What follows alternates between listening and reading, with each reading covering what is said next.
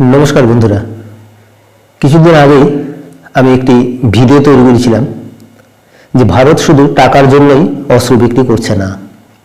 তার প্রমাণ হয়ে গেল। দিন কয়েক আগে আজারবাইজানের বিপুল টাকার অস্ত্র কেনার প্রস্তাব মুহূর্তে মানা করে দিল দিল্লি। আমার ডেসক্রিপশন বক্সে সেই ভিডিওর লিঙ্ক দেওয়া আছে, বন্ধুরা চাইলে দেখে নিতে পারেন। আর্মেনিয়ার সঙ্গে একাধিক প্রতিরক্ষা চুক্তি করেছে ভারত। এবার সেই মারণাস্ত্র হাতে পেতে চায় আর্মেনিয়ার চিরশত্রু দেশ আজারবাইজান। ভারতের বন্ধু দেশ মারফত সেই বার্তা পাঠালেও সাফ না বলে দিয়েছে ভারত সরকার। আর্মেনিয়াকে ভয়ঙ্কর সব মারণাস্ত্র বিক্রি করেছে নয়াদিল্লি। সেই সমস্ত মারণাস্ত্রের ধ্বংস ক্ষমতা দেখে চোখ কপালে উঠেছে আর্মেনিয়ার চিরশত্রু আজারবাইজানের। ভারতের সেই সব হাতিয়ারের ধ্বংস ক্ষমতা দেখে গোপনে বন্ধু মারফত নয়াদিল্লির কাছে একই ধরনের অস্ত্র কেনার আর্জি জানিয়েছে আজারবাইজান। কথায় আছে, বিষে বিষে বিষ ক্ষয়।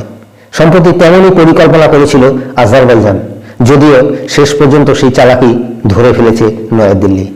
পত্রপাঠ বন্ধু মারফত পাঠানো প্রতিরক্ষা চুক্তির আর্জি খারিজ করে দেয় ভারত সরকার। ফলে আজারবাইজানের যাবতীয় পরিকল্পনায় ভারত জল ঢেলে দেয়। মধ্য এশিয়ার দুটি দেশ আজারবাইজান আর আর্মেনিয়া, দুজনের মধ্যে সাপে নেউলে সম্পর্ক। গত কয়েক বছর ধরে আর্মেনিয়াকে একাধিক মারণাস্ত্র বিক্রি করেছে মোদী সরকার। তার মধ্যে Akash missile Pinaka multibarrel rocket system অন্যতম। তাছাড়া 2022 সালে আকাশ ক্ষেপণাস্ত্র কেনার জন্য ভারতের সাথে 6000 কোটি টাকার চুক্তি স্বাক্ষরিত করে আর্মেনিয়া।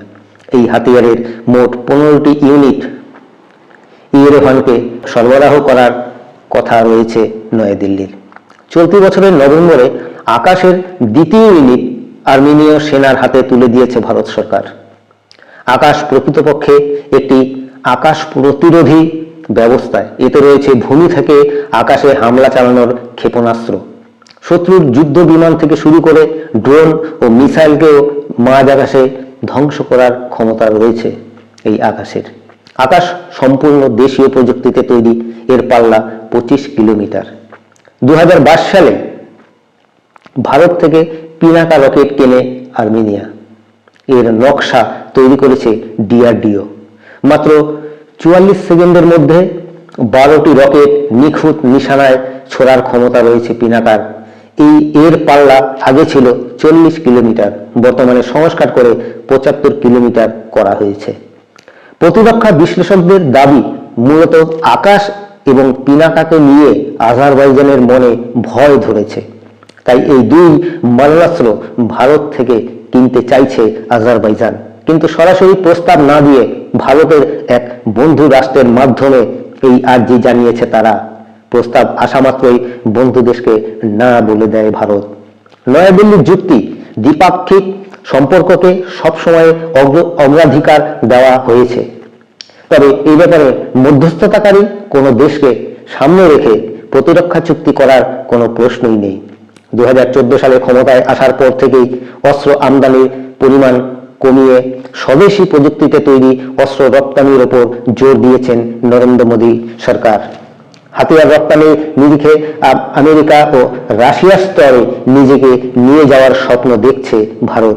এই পরিস্থিতিতে বন্ধু দেশের কাছ থেকে আসা প্রস্তাব যথেষ্টই লোভনীয় ছিল। বেশি অর্থ পাওয়া যেত এবং দীর্ঘকালীন অংশীদার হতে পারত। দিল্লির এহেন নেতিবাচক মনোভাবের নেপথ্যে রয়েছে একাধিক কারণ। প্রথমত, কাশ্মীর ইস্যুতে পাকিস্তানের পাশে দাঁড়িয়েছে আজারবাইজান।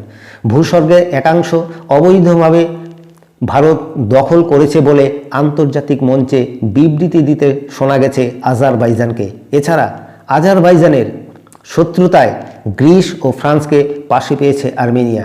আর এই দুই দেশের সাথে ভারতের মজবুত সম্পর্ক রয়েছে। এই পরিস্থিতিতে আজারবাইজানকে হাতিয়ার বিক্রি করলে আন্তর্জাতিক ক্ষেত্রে এথেন্স ও প্যারিসের মতো বন্ধুকে হারানোর আশঙ্কা রয়েছে, যা কখনোই চাইবে না ভারত।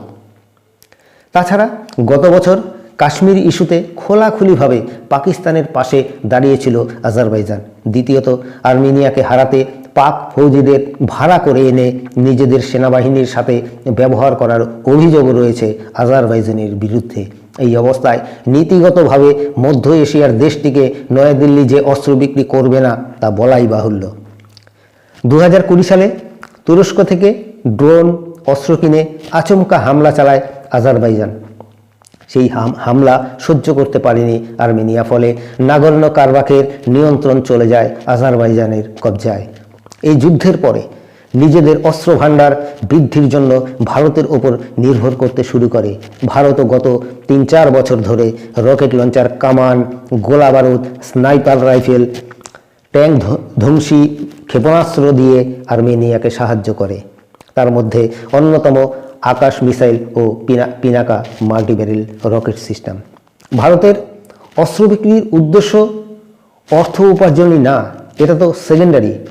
আসল উদ্দেশ্য হলো যারা যারা এত বছর ভারতকে বেদনা দিয়ে যাচ্ছিল আর কোণঠাসা করে রাখতে চাইছিল, তাদেরকে বর্তমান ভারত উপযুক্ত জবাব দেওয়ার জন্য সম্পূর্ণরূপে প্রস্তুত আছে। তো বন্ধুরা, আজ এখানেই শেষ করলাম। আমার চ্যানেলটিকে দয়া করে সাবস্ক্রাইব করে দেবেন প্লিজ। জয় হিন্দ, বন্দে মাতরম, ভারত মাতা কি জয়।